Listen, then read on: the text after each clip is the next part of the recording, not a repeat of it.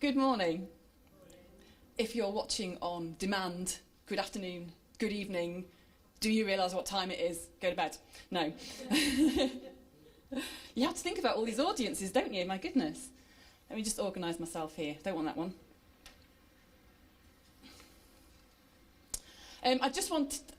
Rich was just updating us with Gussie's and all the work that's going to be happening here and the amazing grant that we've got to get some equipment and set off here. And I wanted to just really stress, I think this every time we talk about Gussie's and what we're doing there, don't underestimate the power of feeding people's bellies.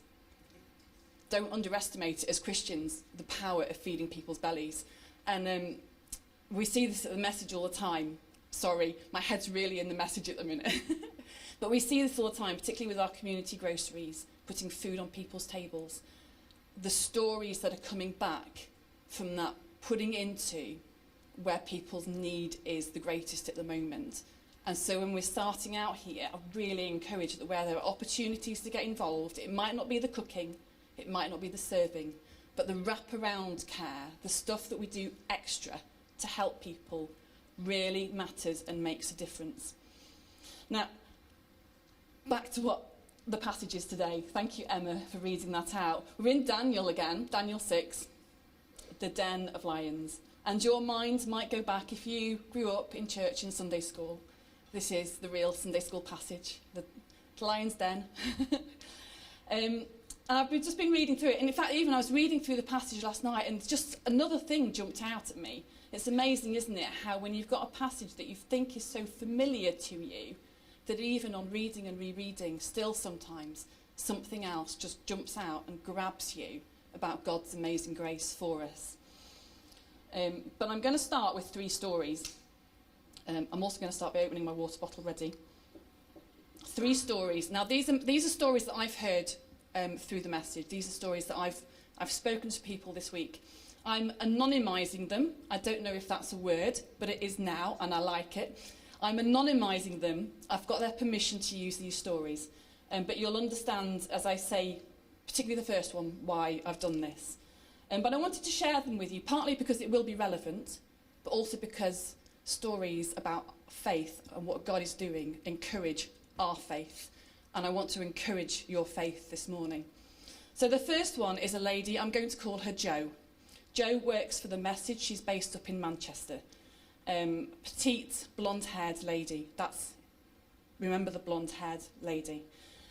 Jo has recently got married. She and her new husband, as in she's just got married, not her new husband, went on honeymoon very, very recently. This is a recent marriage. They went away on honeymoon to a country that is predominantly Muslim, where you do not speak of Jesus on the streets. There are people out there with armed guards. There are people out there who are watching over and making sure that you don't cross the line. And we hear stories, don't we, where people have gone abroad and maybe crossed over the lines of what you can and can't do, and you hear the stories of what the consequences are. So Jo and her husband were away on honeymoon. She has a beautiful prophetic spirit in her that hears God and knows when to speak God's word to people into their lives. I see her do it all the time when we're meeting for prayer meetings at The Message.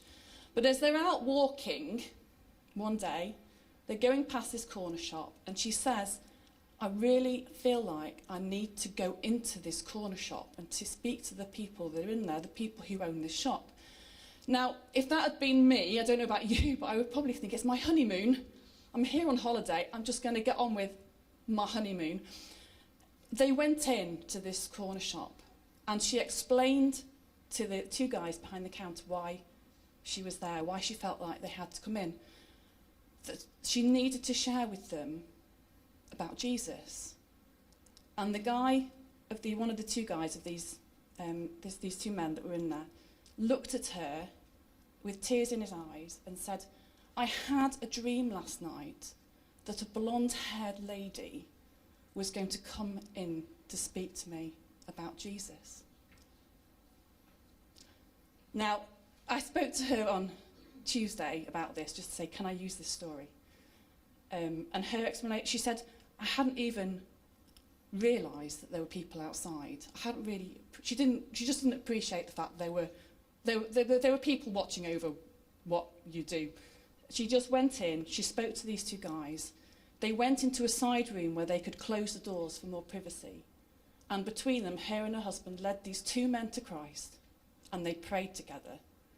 In this room, in this shop, in this country where you should not be talking about Jesus. My second story is closer to home. It's in the UK.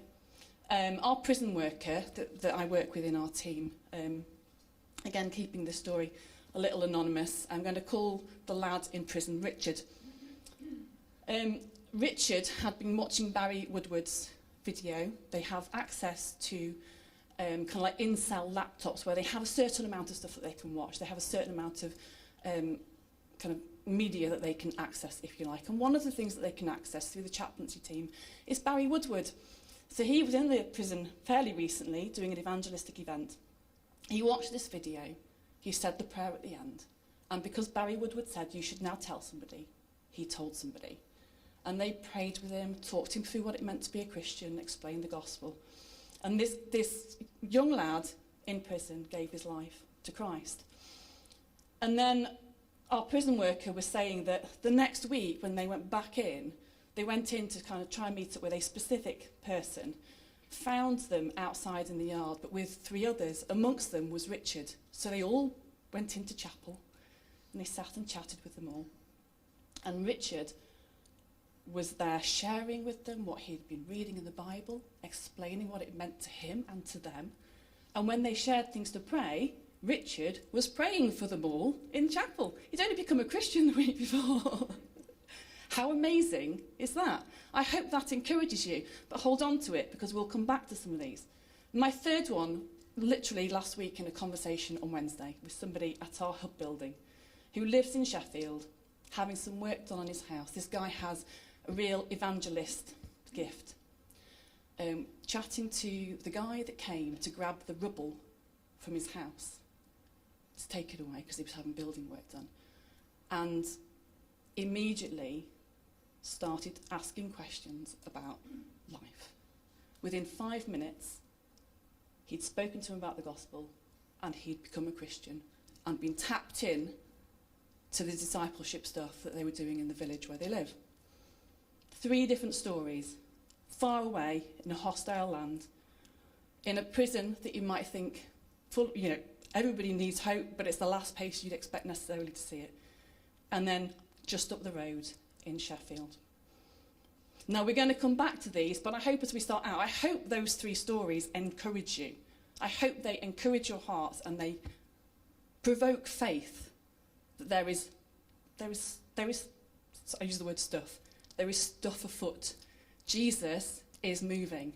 People want to hear about him. People want to hear about him. And even if that comes through dreams, they want to hear about him.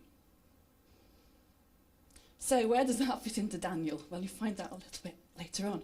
But a quick recap. When we started out, we met Daniel for the first time.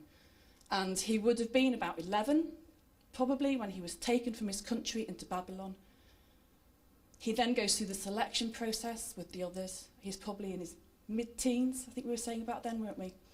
And now we meet him again in chapter 6. And by this point, he's probably in his 80s. He's in his 3rd king. So he's survived all of these kings coming through. But he's an old man when we meet him. I don't know about you, but when I think about Daniel in the lion's den, my brain still pictures a young man. But actually, he's somewhere around his 80s. He's had a whole lifetime in a foreign, hostile land that worships other gods. I was reading through it and I thought, actually, there's a lot that we don't see about Daniel. We see these points in his life. We see these prophecies and we hear these kind of explanations of these dreams, but there's a lot we don't hear about. There's a lot he doesn't write about himself, isn't there? And actually, I was reading it and I asked for Emma to finish on this particular verse because I think it says so much about how Daniel lived his life. In verse 10, when he's heard everything, he says, "Now when Daniel learned the decree had been published, he went home to his upstairs room where the windows opened towards Jerusalem. 3 times a day he got down on his knees and prayed, giving thanks to God, just as he had done before." And that short phrase, "just as he had done before," I think sums up so much of what we don't read about Daniel, but that actually explains his life of faithfulness, of worship, of consistency in his worship of his God. He does what he has always done, even in the face of everything that is decreed at this point. He just gets on with his life and his faith as normal. We meet him, we kind of left off, if you like, last week with Chris, where Belshazzar has been killed. The invading army sneak in, and in the night kill him. New king comes in, new ruler comes in. I notice that at every other point when we look back, Daniel disappears into the background, and then the king has a dream, and he's brought back out again, isn't he? At this point, it's almost like they recognise straight away, hang on a minute, Daniel is somebody of significance. And immediately he is appointed over 120 satraps. You know when you get those words, say it with confidence, satraps. He's appointed with 3 others over these 120 satraps right from the beginning. He immediately has been recognised for who he is and the service that he's given before. I wonder whether kind of the Chinese whispers out across the land, actually people in other countries have maybe heard about it. This is just me reading kind of into what isn't there. Maybe I shouldn't. But it just struck me. I wonder what other nations heard about what was happening in this city. Hey, did you hear about the king's dream? Did you hear about this weird bit of writing that suddenly happened on the wall? That's not going to be kept quiet, is it? I wonder when the invading army came in, they already knew about Daniel and that he was appointed straight away into that position. We read then, very, very quickly as we're reading through, that because of how he's distinguished himself, verse 3, "Now Daniel so distinguished himself among the administrators and the satraps by his exceptional qualities that the king planned to set him over the whole kingdom." He's put in some power, and then almost immediately he's going to be given more power. He has lived a life so well, and it's recognised. He's going to be given much power. With much power comes great responsibility. He's given this power and this responsibility. And here is where our story starts to go a little bit wrong again, it seems, for Daniel. And the administrators and the satraps tried to find grounds. And at this point, and this happens so much, doesn't it? How can we don't like them. They're getting a little bit too powerful. What can we do? And so jealousy steps in, times 120. And they try to find a way to bring Daniel down. But they can't, because, as it goes on to say in verse 4, they could find no corruption in him because he was trustworthy and neither corrupt nor negligent. Now, there is a second bit, I think, that sums up exactly how Daniel lived his life. He was a worshipper, he was consistent. We read that where it says that he just carried on in the face of the decree, worshipping God as normal, but also that he was trustworthy and not corrupt and not negligent. His personal qualities were outstanding in the face of God.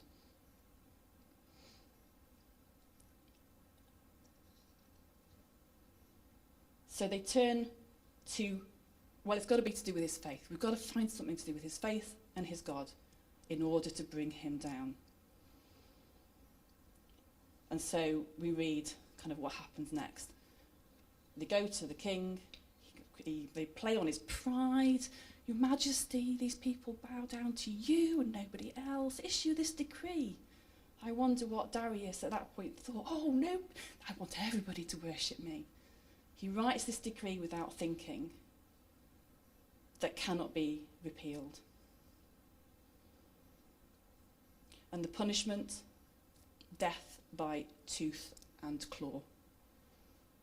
And this is sent out to the whole land. All this, a ruse by 120 plus men to catch one man out.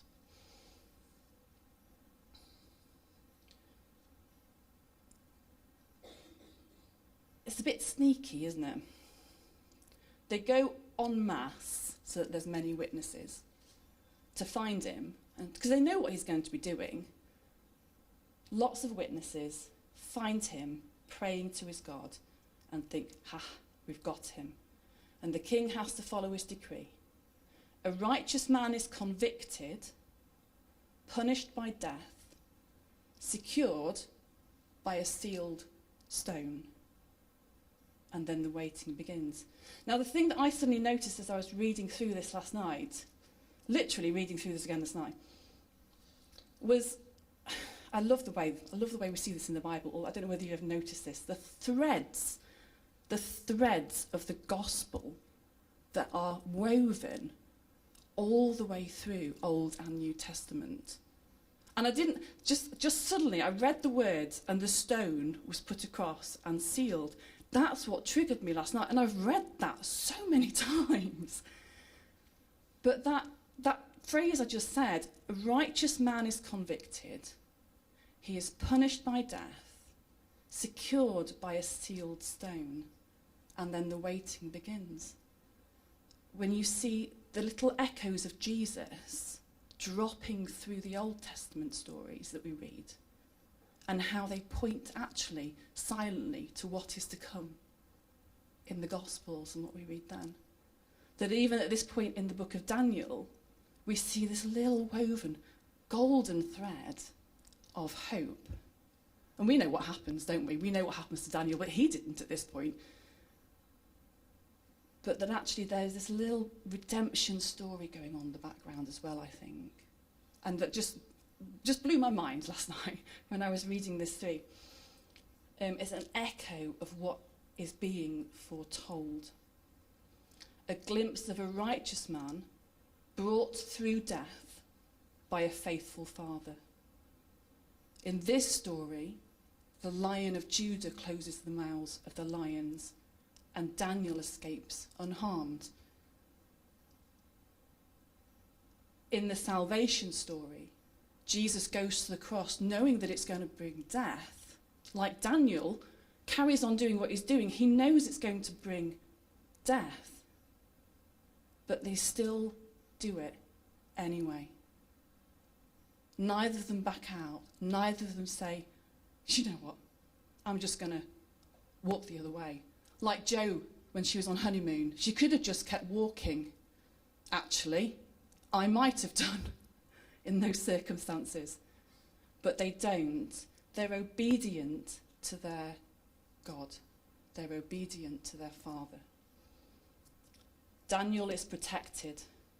Jesus, we know, dies, goes into the tomb, the stone is rolled across, but then 3 days later rises again and is brought through death into eternal life. Daniel is spared death in the first place. He's still going to die. But actually out of that there comes this powerful witness to the people around them of the God who is Jehovah, the God who saves. And like I say, that just blew my mind. When I read that and kind of just saw that little thread going through there. An earthly king, as a result, bows his head and worships the Lord Almighty. We read that, don't we? Right at the end of the chapter. He says, for he is the living God, and he endures forever. His kingdom will not be destroyed. His dominion will never end. He rescues and he saves. He performs signs and wonders in the heavens and on the earth. What a foretelling as well of what is to come. he rescues and he saves. He has rescued Daniel from the power of the lions. And so he issues a decree that everybody in the kingdom must fear and reverence the God of Daniel, because he recognises that he is the God of gods. He is the one, he's the only one that will save you.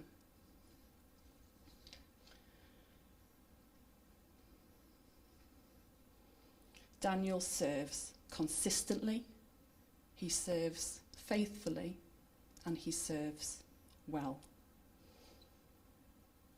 There's no hint of frustration that we read, that he gets shoved out of the limelight, that he disappears for a bit and then gets brought back in when another king has another dream, and then he disappears and then he's brought back again. He just lives his life faithfully and well. He lives a life surrendered to his God, who has proved faithful. We've seen the stories so far, we've seen the narrative, that his God has proved faithful. He will know the stories going back through generations of how God has proved faithful. And so he lives this surrendered and given over life. A life lived at the will of the God who stands with him and who enables him to speak with courage and boldness. I sometimes wonder whether we focus too much on what seems like a hostile situation, that we put our focus on what is wrong or what is bad or what is difficult, and forget that our God is on the throne. He is on the throne over all the changes on the earthly thrones. And we've just seen this, haven't we? We've had a coronation, a new king. Our God is still on his throne. And our God still rules over all of his dominions. His kingdom and his rule extends beyond all rulers and all decrees on earth. All the laws that are passed by our earthly rulers, God might not overturn them, but he can work in spite of them. Do we see the God who is powerful enough to do that? Or do we get stuck at the decree and go no further?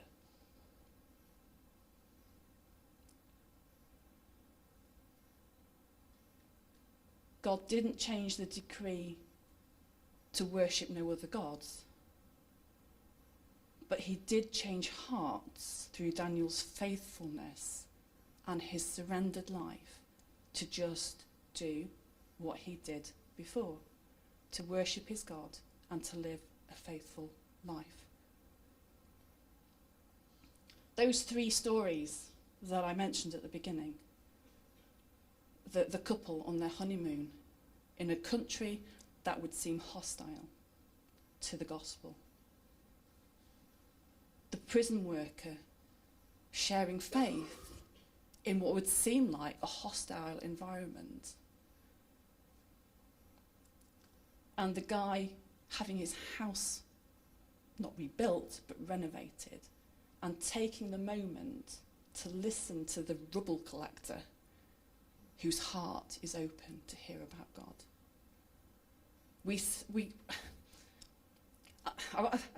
I feel like I need to be careful. I'm not saying that we don't pray for our persecuted brothers and sisters. I don't want to downplay what people are going through in hostile situations. But equally, when the church was scattered, the gospel grew. The gospel progressed. People came to faith through that scattering and through that persecution. Daniel could so easily have just got his head down and got on with his life, but he didn't. He remained faithful, and he remembered that God is on the throne. He knew the consequences, yet he carried on anyway, fearless in the face of lions. That's where my little tag came, but it could easily have been trust and obey, actually, because that's what I was originally thinking a month ago. How many of you have just sung the hymn? Trust and obey, because there's no other way to be happy in Jesus but to trust and obey.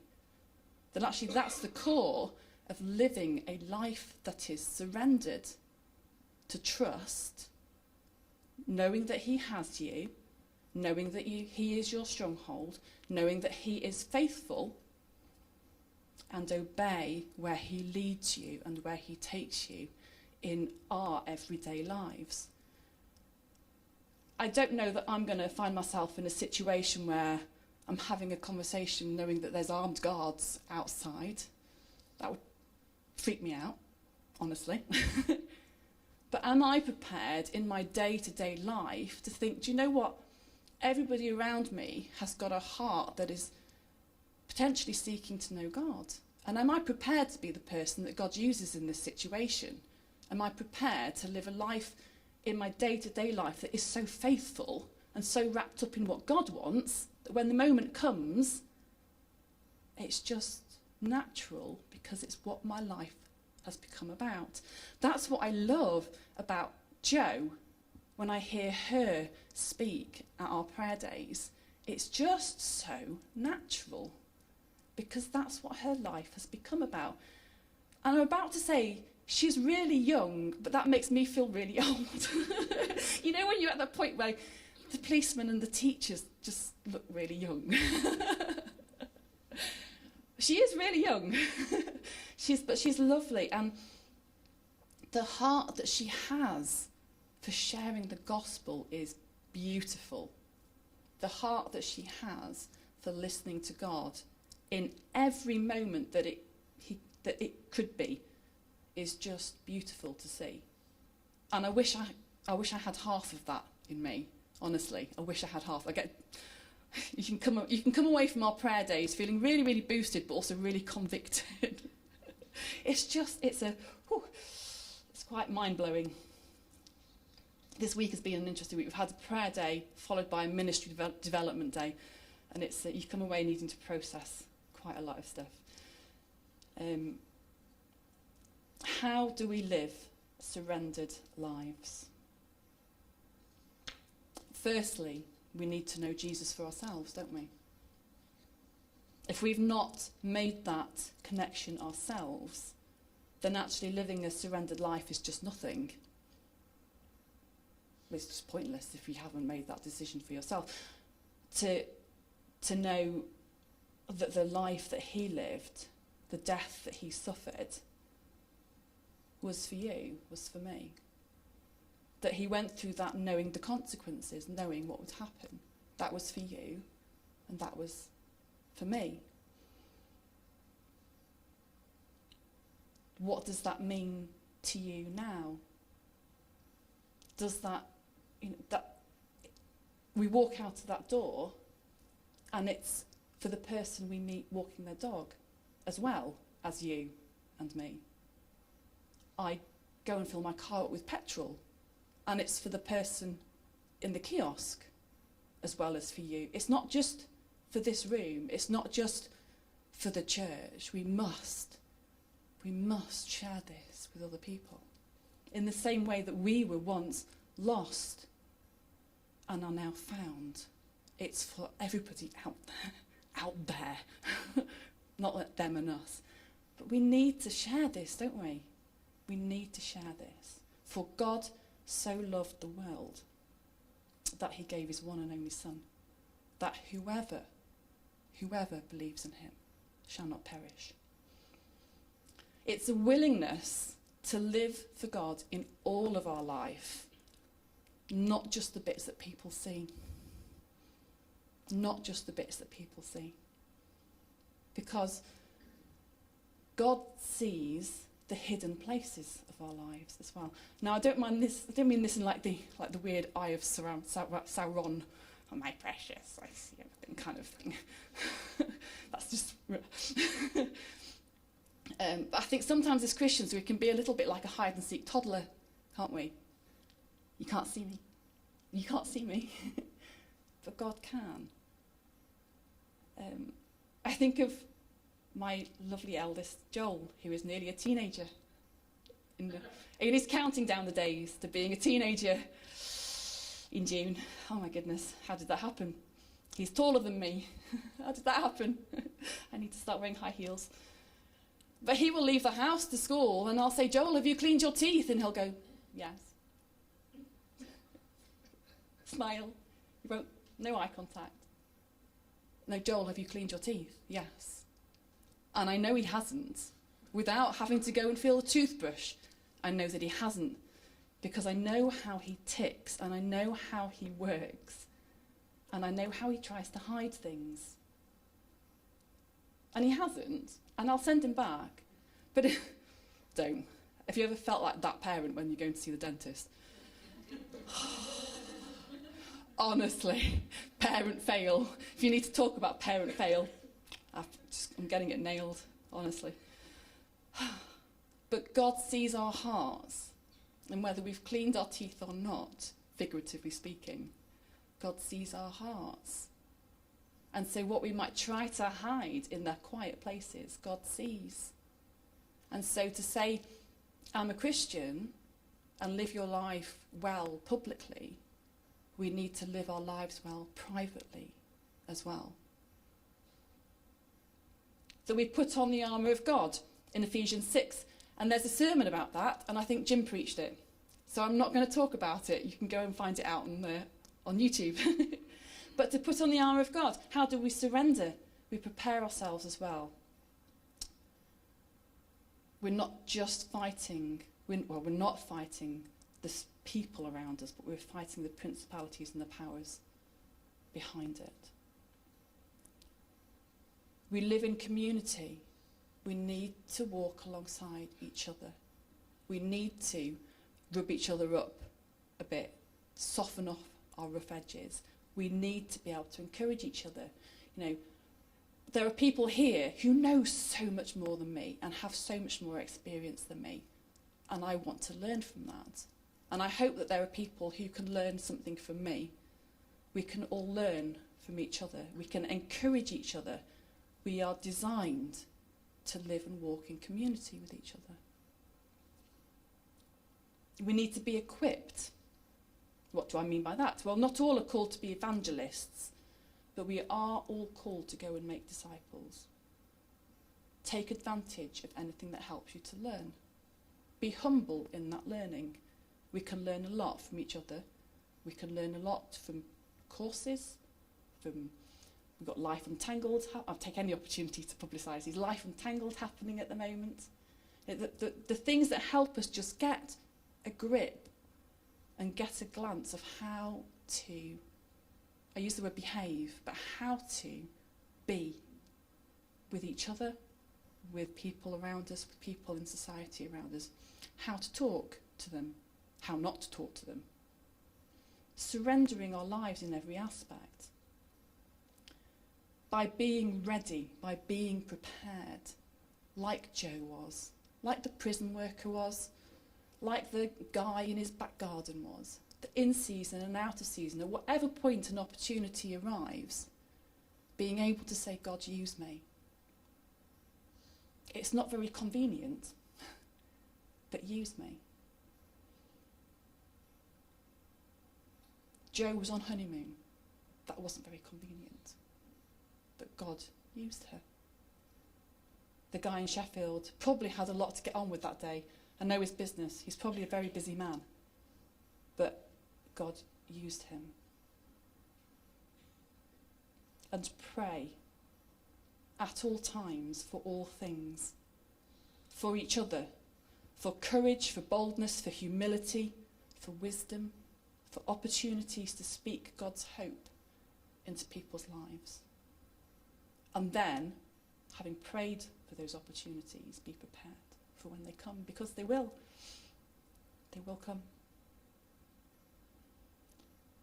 No matter what lions might be lurking around the corner for you, be prepared. And my biggest book recommendation, if we don't know this, if we're not prepared to know this, then we've got nothing to lean on, because there's so much in here that will help us lean on God and know what to say and how to share his word. And there's a prayer in this, and I'd actually like us to, as we finish this, to stand and say this prayer together. We'll use the kind of the reworked version of it, but the kind of the publicly spoken version of it. But when you read through it, it helps us remember, I think it helps us remember how to live and how to be. It reminds us about our Heavenly Father, who we worship. Abba, Father, who art in heaven. It reminds us that he is a holy God. That it's his will that we're seeking, not ours, his will. That it's about what is necessary just to do what we need. We ask for what we need. The bare essentials. He'll usually give us in abundance. It's about recognising that every day we're going to mess it up. I don't know about you. Mess it up daily. But that every day is a new opportunity to come back. New every morning are his mercies for us. And to lead us not into temptation. So can we stand together? Can we say this prayer as we close and as Ellie and Adam come up? Our Father, who art in heaven, hallowed be thy name. Thy kingdom come, thy will be done, on earth as it is in heaven. Give us this day our daily bread, and forgive us our trespasses, as we forgive those who trespass against us. And lead us not into temptation, but deliver us from evil. For thine is the kingdom, the power and the glory, forever and ever. Amen.